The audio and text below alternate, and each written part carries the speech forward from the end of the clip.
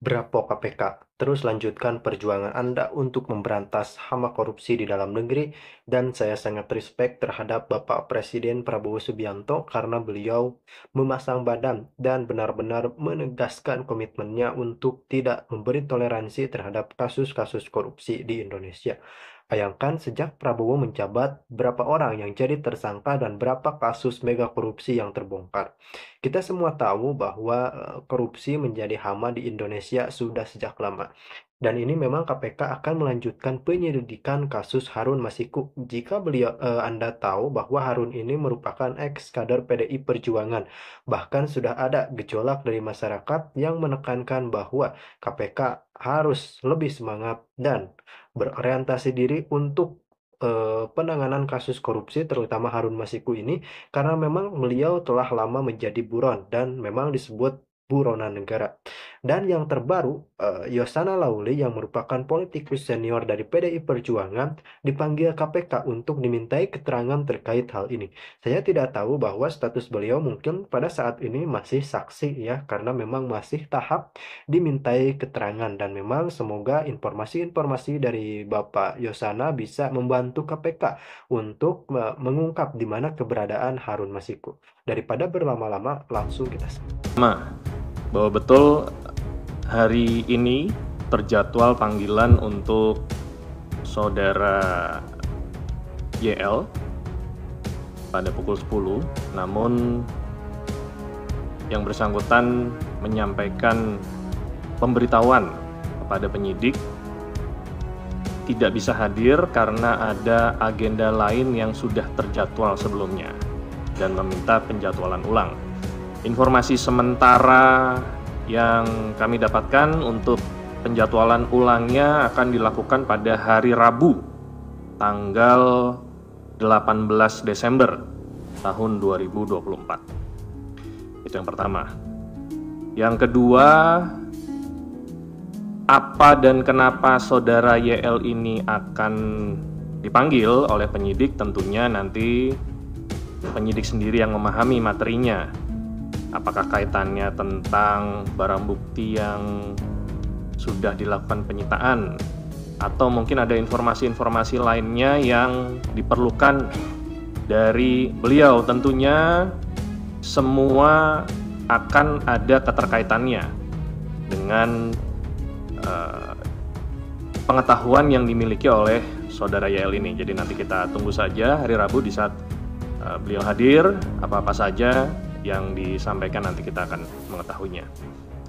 Yang berikutnya adalah terkait mengenai masalah Pekanbaru ya. Untuk Pekanbaru, perkara tangkap tangan PJ Wali Kota, teman-teman penyidik beberapa hari ini sudah melakukan kegiatan penggeledahan di beberapa lokasi, kantor dinas maupun kantor wali kota.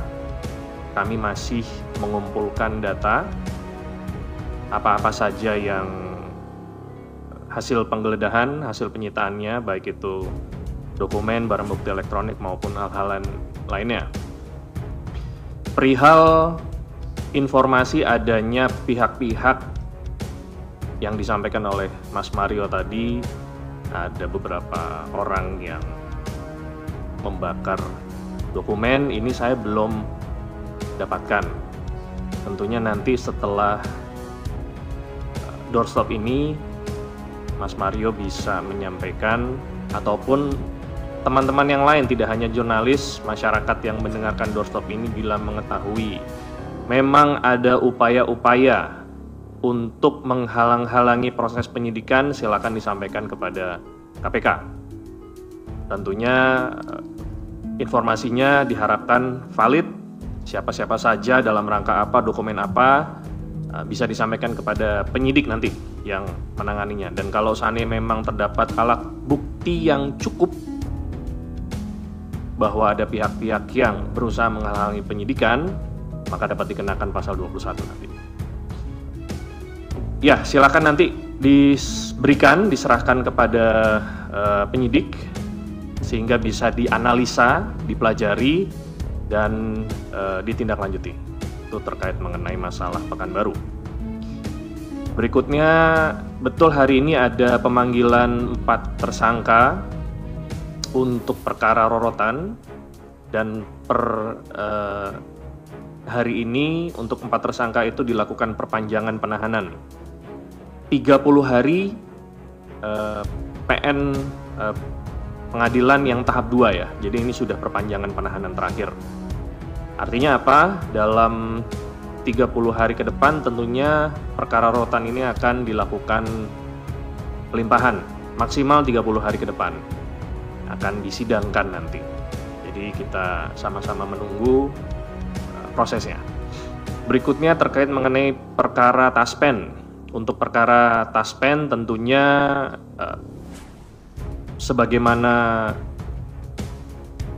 proses penghitungan kerugian negara yang dilakukan oleh auditor, dalam hal ini baik BPK, BPKP maupun analis forensik, terutama dari lembaga-lembaga institusi luar, maka KPK menunggu prosesnya, menunggu selesainya perhitungan kerugian negara, dan tentunya apabila itu sudah selesai, maka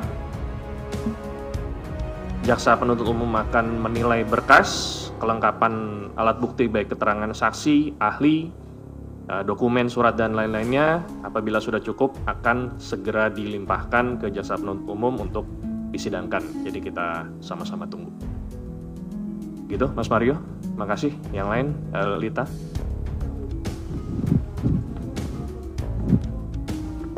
Kota ini udah ada Mbak Ita dari Semarang, sama kalau nggak salah suaminya dipanggil tapi nggak hadir. Nah itu kenapa dan bakal di reschedule jadi kapan? Sama satu lagi, sorry mengulang kemarin, mau minta responnya lagi soal yang pernyataan Bu Megawati soal kalau misalnya Hasto ditangkap dia bakal kesini. Itu aja, thank you. Ya, ya kita sama-sama ketahui ya bahwa saudari